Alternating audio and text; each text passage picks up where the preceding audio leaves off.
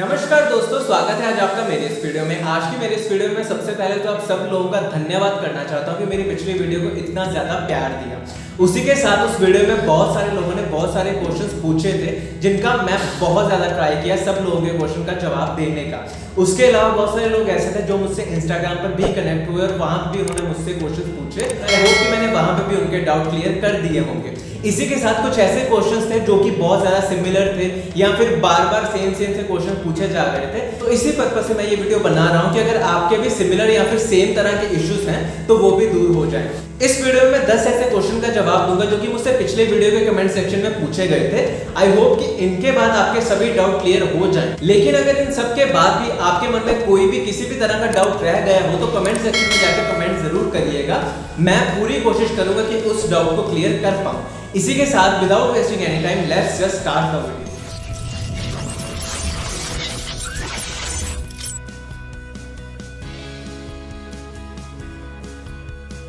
तो सबसे पहले बात करते हैं सबसे पहले कमेंट के बारे में, जिसमें ऐश्वर्या सुनील कुमार ये पूछते हैं, after resigning from TCS can we join TCS again? तो इसका सिंपल सा आंसर है कि नहीं। हम अगर एक बार टीसीएस से निकल जाते हैं तो उसके बाद टीसीएस हमें रीहायर नहीं करती और ये उनकी पॉलिसी है। अब ये भी उन्होंने लेटेस्ट जो भी पॉलिसी निकाली है उसके मुताबिक तो यही है कि अगर आप 6 महीने, साल, 2 साल, 3 साल जब मर्जी जितने मर्जी साल बिताकर टीसीएस से बाहर निकलोगे तो आप फिर से टीसीएस में नहीं आ सकते। तो इसका सिंपल सा आंसर है नो। आप एक बार अगर निकल गए तो उसके बाद नहीं आ सकते। दूसरे क्वेश्चन में वेंकटेश कौर, सॉरी अगर नाम गलत ले लिया हो, वो पूछते हैं, but sir working as a fresher 3 to 4 working on TCS, उसके बाद रेजिग्नेशन करने के बाद टीसीएस ब्रांड है, सो मेरा पैकेज इंक्रीज होगा या नहीं? तो पहली बात तो ये कि पैकेज इंक्रीज करना या डिक्रीज करना ये आप पर सब कुछ डिपेंड करता है। और दूसरी बात ये कि टीसीएस, हाँ, एक ब्रांड नेम तो आ ही जाता है, तो अगर आप किसी और कंपनी में जाके इंटरव्यू दोगे तो डेफिनेटली इस चीज़ की वैल्यू तो हमेशा बढ़ेगी ही बढ़ेगी। और जब भी आप किसी भी कंपनी में स्विच करते हो तो हमेशा मिनिमम 30% का हाइक लेकर तो जरूर चला करें। और उसके बाद अगर आप टीसीएस जैसी कंपनी से हो तो डेफिनेटली इस चीज़ का बेनिफिट मिलता है। लेकिन जो मेन पॉइंट होता है जिसके कारण आपका पैकेज कितना इंक्रीज करेगा या फिर कितना नहीं करेगा, वो मैटर करता है आपके स्किल सेट के ऊपर। अगर आपने बहुत ही अच्छा स्किल सेट क्रैक किया हो, यानी कि बहुत सारी सर्टिफिकेशन की हो, बहुत सारी ऐसी चीजें की हो जिसकी मार्केट में बहुत ज्यादा वैल्यू हो, तो डेफिनेटली आपका जो पैकेज होगा वो बहुत ज्यादा हायर लेवल पे चला जाएगा। लेकिन वहीं इस पे टीसीएस का कोई लेना देना नहीं है। हाँ, टीसीएस के कारण आपको छोटा सा पुल तो मिल ही जाएगा बिकॉज ऑफ ब्रांड वैल्यू, लेकिन जो आप असल पैकेज की बात कर रहे हो वो आपके स्किल सेट पर ही डिपेंड करेगा।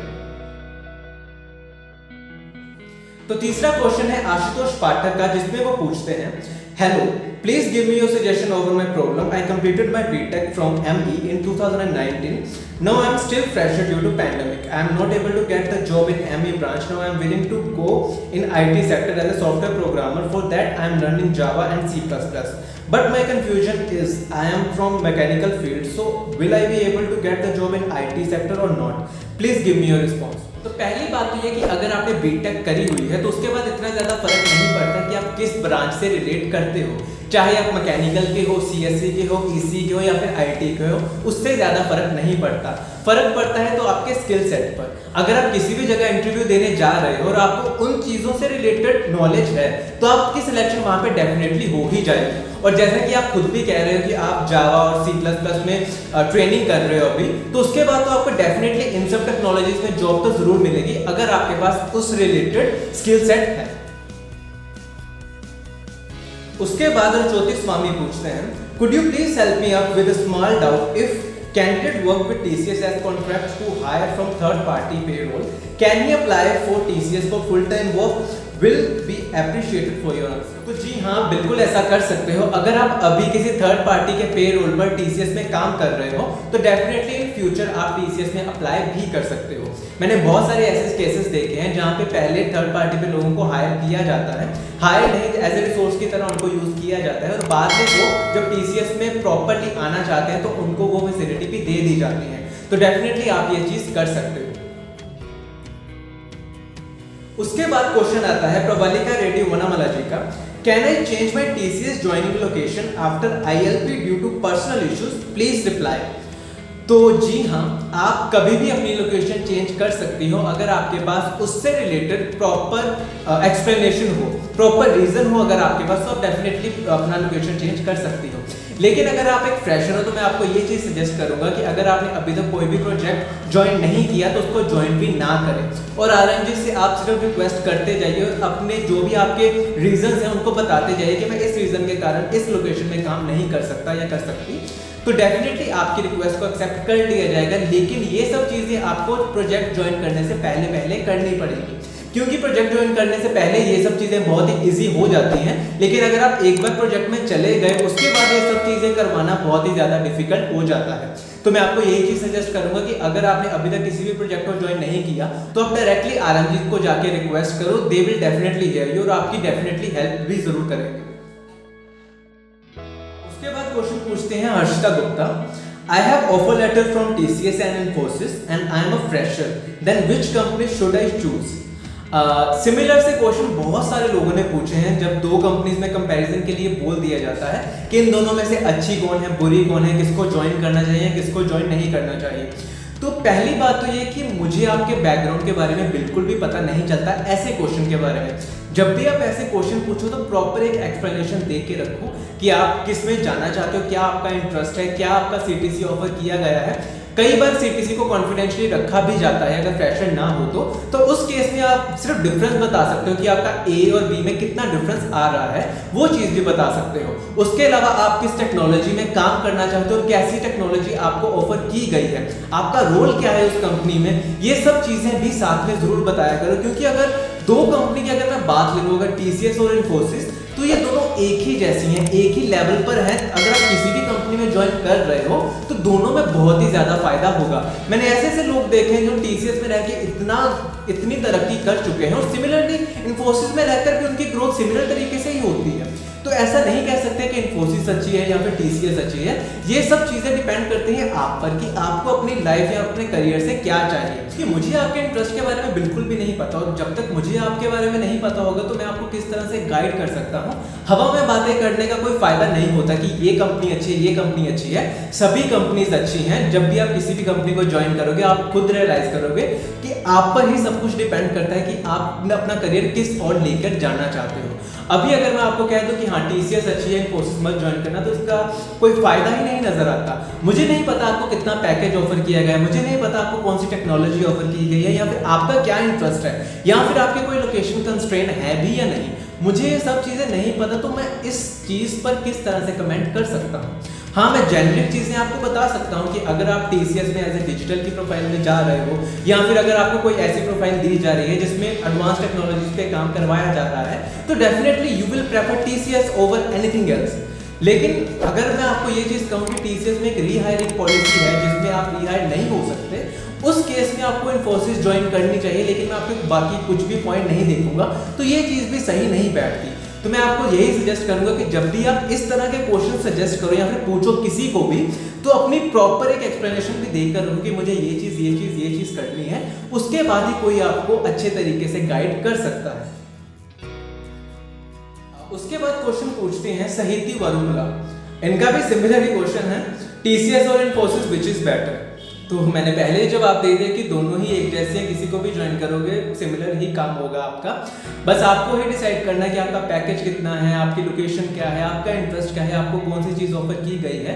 ये सब चीज़ों का ध्यान आपको रखना पड़ेगा। इस चीज़ से रिलेटेड अगर आपको किसी भी तरह की सजेशन की जरूरत है, आप मेरे साथ इंस्टाग्राम पर भी कनेक्ट कर सकते हैं। I will definitely clear all your doubts. तो उसके बाद क्वेश्चन आता है साई चेतन एमजी का, if I reject the joining letter of TCS then can I have a chance to join again and is it a good to reject the TCS digital offer. सबसे पहली बात तो ये कि आपने अभी तक टीसीएस को ज्वाइन नहीं किया, इट मींस कि आप वहां पे फिर से जा सकते हो, यानी कि फिर से इंटरव्यू दे सकते हो। अगर आपकी सिलेक्शन हो गई तो आप वहां पे ज्वाइन कर सकते हो। अभी आपको ब्लैकलिस्ट या फिर किसी भी तरह से कुछ भी नहीं किया गया।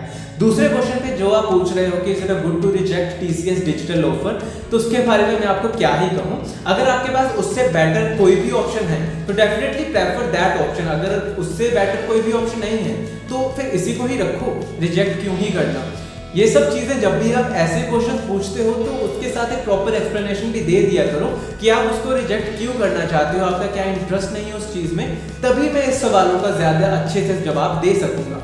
अभी अगर आप मुझसे ये चीज़ पूछोगे तो मैं तो आपको यही कहूँगा कि नहीं, TCS डिजिटल के ऑफर को बिल्कुल भी रिजेक्ट ना कीजिएगा, क्योंकि बहुत ही अच्छा ऑफर होता है और पैकेज भी काफ़ी अच्छा दे दिया जाता है। लेकिन इससे अच्छा अगर आपको कोई भी पैकेज मिल रहा है या फिर इससे अच्छी कोई भी अपॉर्चुनिटी आपको मिल रही है तो इसको रिजेक्ट करने में भी कोई बड़ी बात नहीं हो जाती, क्योंकि आपके पास ऑलरेडी इससे अच्छा ऑफर पड़ा हुआ है।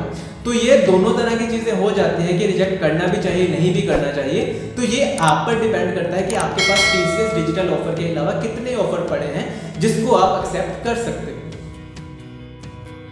और उसके बाद क्वेश्चन पूछते हैं करुणल थुक्कर, If I accept the offer letter and not join, so in future are they allow me for interview or blacklist my profile? तो इसका मैं ये जवाब देना चाहता हूँ कि जी हाँ, आपके पास प्रॉपर राइट होता है कि आप TCS में फिर से इंटरव्यू दे सकते हो और अगर आपकी सिलेक्शन हो जाती हो तो आप वहाँ पे ज्वाइन भी कर सकते हो। तो ऐसी कोई भी रिस्ट्रिक्शन नहीं है कि आपने अगर एक्सेप्ट कर ली ऑफर लेटर और उसके बाद ज्वाइन ना करो तो आपको किसी भी तरह का बैन लग जाता है। लेकिन मैं आपको ये चीज़ तो ज़रूर कहूँगा कि ज़्यादा भी डिले मत कीजिए। मान लो कि अगर आपने अभी ऑफर लेटर रख लिया हो और आपने 2 महीने के बाद कहीं और ज्वाइन करना हो और आप स्टिल इसी प्रोसेस में लगे हो कि नहीं इसको रीशेड्यूल करवा लेता हूँ और बाद में TCS को ज्वाइन कर लूँगा, तो ये चीज़ भी बिल्कुल भी अच्छी नहीं होती, क्योंकि आप ऑलरेडी किसी और कंपनी में ज्वाइन कर चुके हैं और बेकार में ही किसी दूसरी कंपनी को वेट करवाने का भी कोई फायदा नहीं होता। तो उस सिचुएशन में मैं आपको यही कहूँगा कि अगर आपका माइंडसेट क्लियर हो चुका है कि आपको TCS ज्वाइन नहीं करनी या फिर किसी और कंपनी को ज्वाइन करना है और सिमिलर अगर आपके मन में कोई भी और कंपनी है जिसको आपको रिजेक्ट करना है, तो मैं आपको यही कहूँगा कि उसको with in few days reject कर दीजिए, क्योंकि ऐसे वो भी आपकी वेट ना करता रहे। तो यही मैं आपको कहूँगा। लेकिन हाँ, ब्लैकलिस्ट वाला कोई चीज़ इस सीन में नहीं आता, तो उसकी आप बिल्कुल भी टेंशन मत लीजिए। तो उसके बाद क्वेश्चन आता है आदित्य कुमार गौरव का, I have accepted the joining letter but rescheduled my joining, if I will reject the joining letter when it will come, will they rehire me? तो सबसे पहले तो ये कि हाँ, अगर आप अभी ज्वाइनिंग लेटर एक्सेप्ट नहीं कर रहे हो और फ्यूचर में एक्सेप्ट करना चाहते हो तो डेफिनेटली आप एक ईमेल उनको लिखकर दे दीजिए कि मैं अभी इस कारण से इसको ज्वाइन नहीं कर सकता, लेकिन इन फ्यूचर में डेफिनेटली ज्वाइन कर दूंगा। लेकिन उसके बारे में भी वो चीज़ कंफर्म नहीं होती कि आपको कितने महीनों के बाद बुलाया जा सकता है। मैंने ऐसे केस देखे हैं जहाँ पे कुछ लोगों ने ऐसे ही ज्वाइनिंग लेटर को रिजेक्ट कर दिया, लेकिन उसके बाद उनको 6 महीनों के अंदर अंदर फिर से एक नया ज्वाइनिंग लेटर आ गया, या फिर कईयों को साल के अंदर अंदर आ गया। इसके बारे में भी आपको कोई नहीं बता सकता कि आपको ज्वाइनिंग लेटर कब तक आ सकता है। 2 महीने में भी आ सकता है, 3 में भी आ सकता है, 4 में भी, और इवन कि साल के अंदर अंदर भी आ सकता है। तो इसके बारे में कोई भी आपको श्योरिटी या फिर कोई भी एक प्रॉपर डेट नहीं दे सकता। ये सब डिपेंड करता है TCS की रिक्वायरमेंट पे कि उनको आपकी ज़रूरत कब है। दूसरी बात रीहायरिंग की, तो अभी तक आप हायर भी नहीं हुए तो रीहायरिंग वाली बात ही नहीं आती। जब तक आप उस कंपनी को ज्वाइन नहीं करोगे और वहाँ से नहीं निकलते तब तक आप रीहायर नहीं हो सकते। तो इसी के साथ आज के लिए अलविदा। अगर ये वीडियो आपको अच्छी और इन्फॉर्मेटिव लगी हो तो इस वीडियो को लाइक और शेयर करना ना भूलें। इसी के साथ मेरे चैनल को भी जरूर सब्सक्राइब करिए ताकि मैं ऐसी ही वीडियोस आप तक और भी लेके आ सकूं। धन्यवाद।